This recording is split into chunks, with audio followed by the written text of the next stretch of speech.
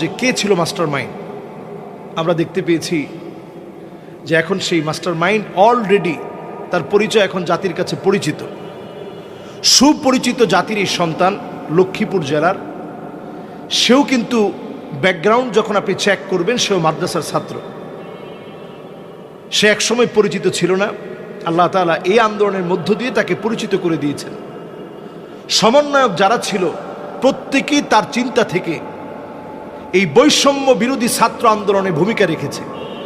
তার নাম হচ্ছে মাহফুজ আলম উর্ফে মাহফুজ আব্দুল্লাহ। এই স্বাধীনতার পরে অনেকেই মাস্টার মাইন্ড কে ছিল, দীর্ঘদিন ধরে আমাদের এতদিনের খোঁজা অন্বেষণ যে কে ছিল মাস্টার মাইন্ড, আমরা দেখতে পেয়েছি যে এখন সেই মাস্টার মাইন্ড অলরেডি তার পরিচয় এখন জাতির কাছে পরিচিত, সুপরিচিত জাতির এই সন্তান, লক্ষ্মীপুর জেলার। সেও কিন্তু ব্যাকগ্রাউন্ড যখন আপনি চেক করবেন, সেও মাদ্রাসার ছাত্র। সে একসময় পরিচিত ছিল না, আল্লাহ তাআলা এই আন্দোলনের মধ্য দিয়ে তাকে পরিচিত করে দিয়েছেন। সমন্বয়ক যারা ছিল প্রত্যেকেই তার চিন্তা থেকে এই বৈষম্য বিরোধী ছাত্র আন্দোলনে ভূমিকা রেখেছে। তার নাম হচ্ছে মাহফুজ আলম উর্ফে মাহফুজ আব্দুল্লাহ। তাকে এতদিন ধরে খুঁজছে আমাদের দেশের প্রশাসন, সবাই কিন্তু শুধু একটা নাম, এই মাহফুজ আব্দুল্লাহকে এতদিন ধরে খুঁজছে। তার পড়াশোনাটা এত স্ট্রং ছিল, ঢাকা বিশ্ববিদ্যালয়ের আইন বিভাগের ছাত্র ছিল সে, আইন বিভাগের ছাত্র ছিল সে।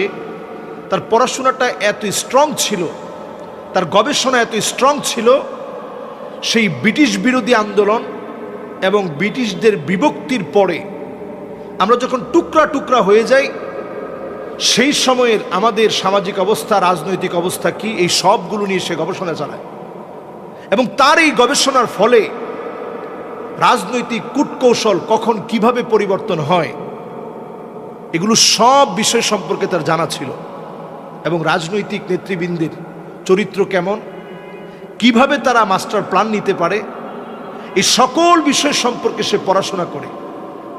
দিনের পর দিন গবেষণা করার পর সে এই আন্দোলনটা, প্রথমে কোটা সংস্কার আন্দোলন নামে এই আন্দোলনটায় প্রথম সে সমন্বয়কারী যারা আছে তাদেরকে সামনের দিকে এগিয়ে দিয়ে একের পর এক কিভাবে আন্দোলন আসবে, আন্দোলন কিভাবে আরো চাঙ্গা হবে, সব প্ল্যান দিয়েছে সে পিছনে থেকে। এখন সে ব্যক্তিটাই প্রধান উপদেষ্টার সহকারী হবে। অনেকে তার যোগ্যতা নিয়ে প্রশ্ন তুলছেন, আমরা তার জন্য দোয়া করতে থাকি। এবং সে যেহেতু মাদ্রাসা ব্যাকগ্রাউন্ডের, আমরা তার জন্য সব সময় দোয়া করি, তার জন্য খেয়াল রাখি। তার এই কাজের মধ্য দিয়ে নতুন একটা সূর্য উদিত হয়েছে, বিজয় এসেছে। সবাই তাকে স্মরণ করছে, তাকে পরামর্শ দিয়ে তার পথটা যেন সহজ হয়, তার চিন্তাগুলো যেন আমাদের চিন্তা হয়ে এই জাতিকে সামনের দিকে এগিয়ে নিয়ে যায়। আসলে আমরা সবসময় বলি, যুগ জমানা পাল্টে দিতে চাই না অনেকজন, এক মানুষই আনতে পারে জাতির জাগরণ।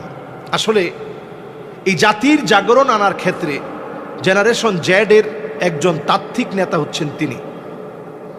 আইন বিভাগের ছাত্র হলেও বিশ্ব রাজনীতি, সমাজ এবং রাষ্ট্র গঠন, মনোজগৎ নিয়ে তার প্রচুর পড়াশোনা ছিল। এবং এই পড়াশোনাগুলোর কারণেই কিভাবে এই জাতিকে নেতৃত্ব দিতে হবে, দীর্ঘদিন জুলুমের পরে উত্তরণের পথ আল্লাহ রাব্বুল আলামিনই দিয়েছেন। ওয়া মাকারু ওয়া মাকারাল্লাহ ওয়াল্লাহু খায়রুল মাকিরিন।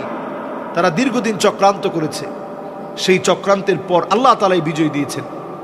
তবে সে বিজয় কখনো কখনো এমনভাবে আসে, একজন মানুষের মাথার চিন্তা থেকে একটা বিজয় আসতে পারে। এটা আজকে নতুন তা না।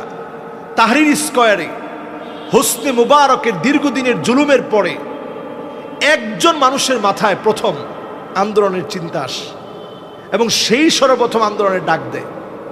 এবং দেখা যায় সেখানেও হোসনে মুবারকের মতো জুলম আর নির্যাতন যে চালিয়েছিল, এত বড় জালেম, সে টিকতে পারেনি।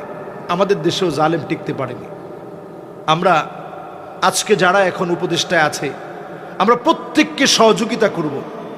খুব বেশি তাড়াহুড়া করব না।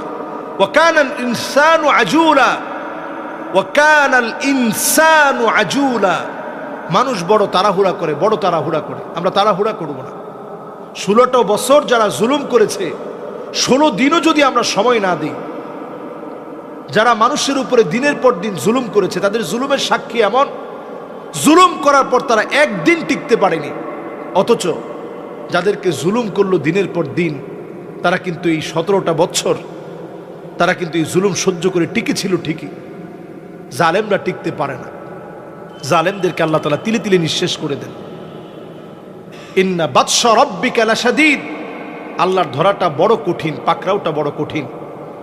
এই আল্লাহ রাব্বুল আলামিনের যে সমস্ত ছোট ছোট আল্লাহ রাব্বুল আলামিনের গোলামদেরকে দিয়ে আল্লাহ তাআলা এই মহৎ কাজটি করিয়েছেন, তাদেরকে জাতি স্মরণে রাখবে। এজন্য আমরা কোনো সমালোচনা করব না।